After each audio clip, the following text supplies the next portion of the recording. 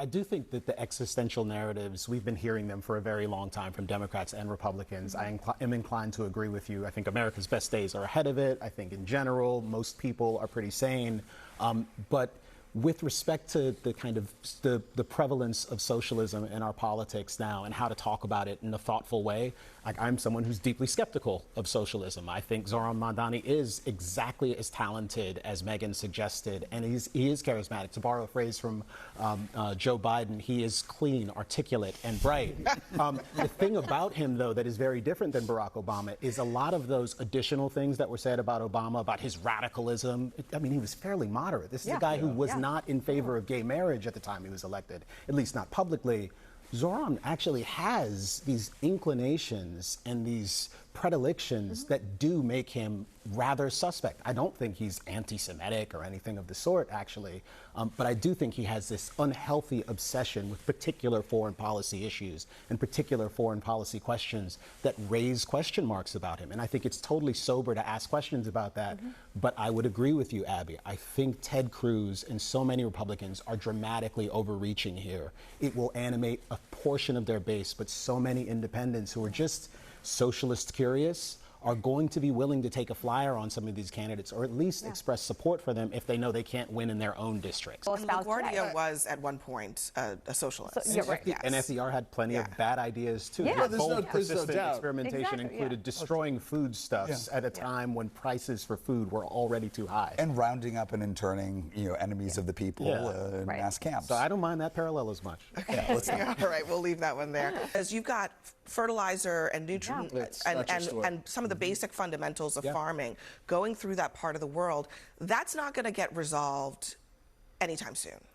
And that's part of the picture that Americans are facing. No, I think that's absolutely right. You mentioned Liberation Day. I think part of the issue with the tariffs in particular and Trump's desire to keep going back to this well is that they've been instituted, they've been repealed. There is profound uncertainty. I don't know that it is at all obvious that the tariffs have a great deal to do with corporate earnings as we've seen them. And importantly, there is a great deal of uncertainty about the tech sector, which has been a huge driver of those corporate earnings. And there are big questions about the future for NVIDIA, for Anthropic, for OpenAI, for Tesla and SpaceX. SpaceX goes out with this boom and is suddenly trading below what it opened at.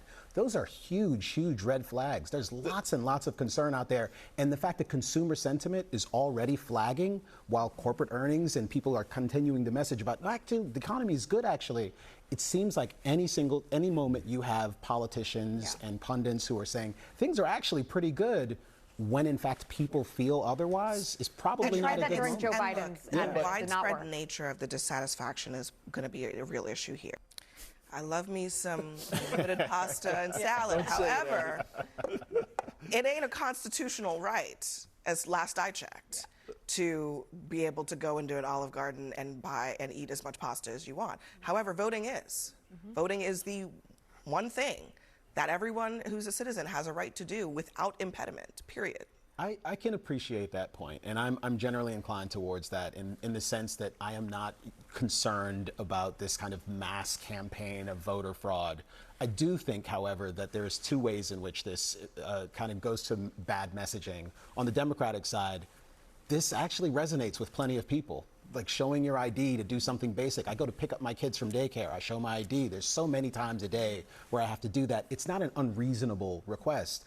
And in much the same respect, though, when the president goes and talks about voter fraud and campaigns that were stolen, even the ones that he won were somehow fraudulent in certain ways, I think he's doing it exactly wrong. If Republicans were calm, thoughtful, coherent, do something that kind of resonates broadly with people, and it's a casual, obvious, good idea. Look, at Olive Garden, you have to show ID. Why shouldn't you have to show ID to vote without the hysterical, existential nonsense and conspiracy theories? They would be in a much stronger position. I think even labeling this the Save America Act as opposed to the Common Sense Voting Act is kind of evidence of the ridiculous way that they've approached so many issues, which have actually managed to ostracize plenty of people. I think Democrats, again, have messaged on this, but so have Republicans. So, but again, I'm inclined to agree with you. The only thing the technologies are here, the workarounds are abundant. The real important question is what your daughter is doing there. We will develop cultural antibodies to deal with this stuff. I think young people are going to want those real spaces where they can verify people's identities. Yeah. And these platforms will come up with much better ways to verify human, anonymous, we don't know, and all sorts of other stuff. We ought to allow the market and competition to give us better solutions. We do not want to prescribe top-down federal mandates. I'm sorry, because I think that the likelihood that we'll get it wrong, that will impinge on people's civil liberties, and that eventually a party you very much dislike will be in control of the government and be in control of those policies. It's a movie take, and I don't know, maybe this isn't sufficiently controversial. I didn't want to talk about how I want to ban public schools or anything like that this week. I just want to say that the Snyder Cut of Justice League is maybe the best superhero movie ever made, and I do not care what anyone else says about it.